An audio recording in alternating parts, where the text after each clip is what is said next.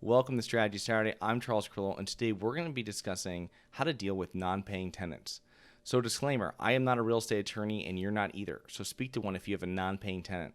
Also, if your property is not owned in your personal name, you will most likely be required to hire an attorney if it leads to an eviction. Also, if there are any eviction moratoriums in place, this will affect timeframes and portions of the eviction process.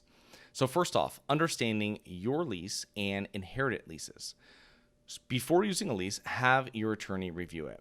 When inheriting leases, buying a property, in other words, understand the leases you are inheriting.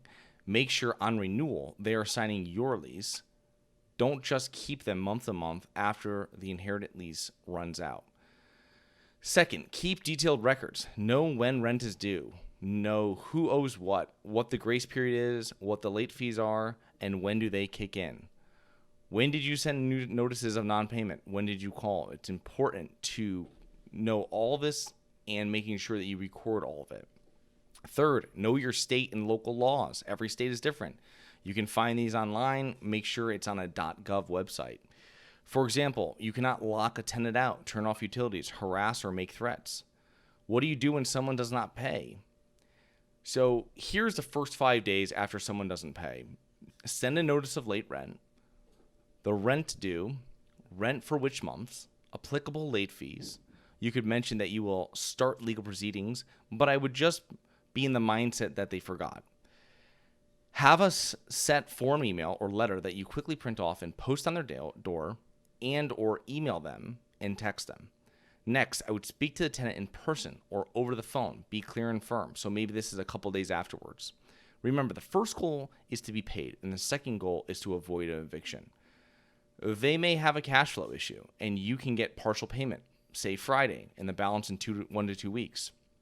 Do not accept any late rent if you want to get rid of the tenant or you feel an eviction is inevitable. So in my years of self-managing properties, you would have people that always paid late, and that was not a problem. And I just made sure that they knew I would give them one late fee for free, one late fee waived. And then after that, what would happen would be that I would then tack the late fee on to the rent. And you had people that were habitual late payers of rent, and that wasn't a problem. Just that they paid the late fee, it was fine. But if you're dealing in this the first time that you've had this tenant and you don't know if they're going to pay or not, I would give them the benefit of the doubt maybe for a week or so, but make sure that you have to get a sizable amount of that rent in. If they owe you $1,000 and they can get you by to the next week for $100, I don't know. That's when it comes to your personal decision. It's usually best to move forward with the process than wait. I think if most landlords moved forward with the eviction process sooner, they'd have more money in their pocket.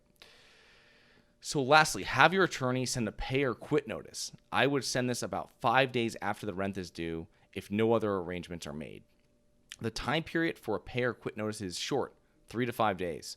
If tenant refuses to move out or pay, time to file an eviction. Once the eviction is filed, the court hearing could be 3 to 6 weeks away. Everyone's name is on the eviction, including all co-signers. So if there's anybody in there on the lease, they're all added to the legal documents and the eviction.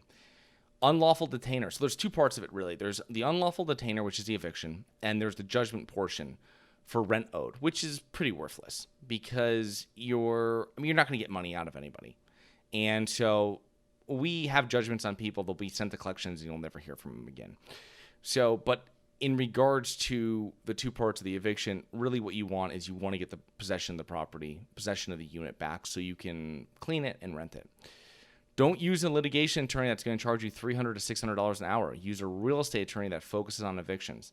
When you talk to an attorney or an eviction attorney, you want them, when you call them in the morning, you want their secretary to tell them, oh, he's in court today, he's in court today, he's in court today. That's all he's doing is just filing evictions. He knows evictions better than anyone. He knows what they're going to do, and he knows how to deal with them. And that's what you want when you're dealing with evictions. They're also going to be a lot less expensive. For what you pay 1 hour of a litigation attorney, you probably can get a whole eviction done with a real estate attorney that focuses on evictions.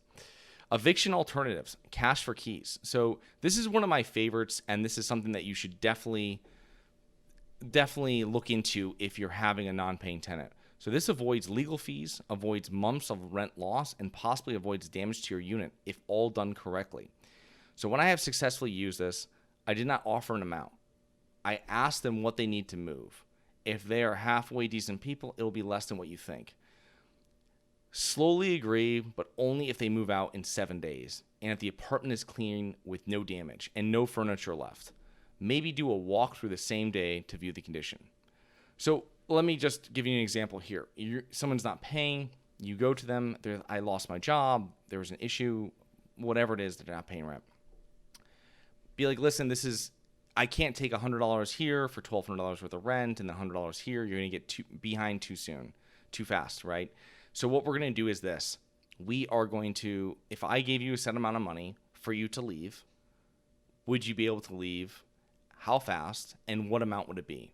Maybe they'll take 500, maybe it'll be 1,000, who knows? And then also try to get them out as soon as possible. I like to walk the unit to see the condition of the unit right then. And you'll see that issues that might have to be done, if they're minor, not even a problem. You're not even going to touch their security deposit. You can just take their security deposit, whatever it might be that they're doing. And so if cash for keys is a great way of doing this, where you can get the person out, and once you get the person out, then you can re-rent it pretty quickly. And you're avoiding all the hassles and costs of going to court. So after the cash for keys is agreed upon, text them 3 to 4 days later to make sure you're still on for Friday, for example. So if you spoke to someone and said, hey, next Friday I'm going to be out, it's going to be, I can do it for $600. Okay, follow up with them. These people haven't paid rent. They're used to making commitments and not following through. So all you have to stay on top of them and make sure that they're still going to be moving out on Friday, for instance.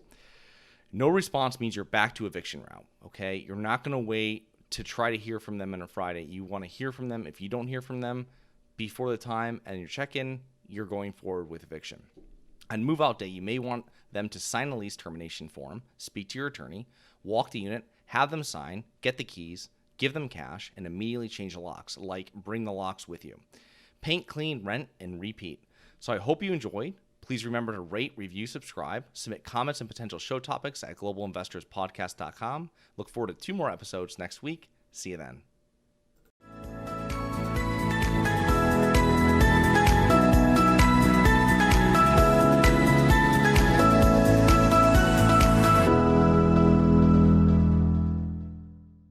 Nothing in this episode should be considered specific, personal, or professional advice. Any investment opportunities mentioned on this podcast are limited to accredited investors. Any investments will only be made with proper disclosure, subscription documentation, and are subject to all applicable laws. Please consult an appropriate tax, legal, real estate, financial, or business professional for individualized advice. Opinions of guests are their own. Information is not guaranteed. All investment strategies have the potential for profit or loss. The host is operating on behalf of Syndication Superstars Incorporated exclusively.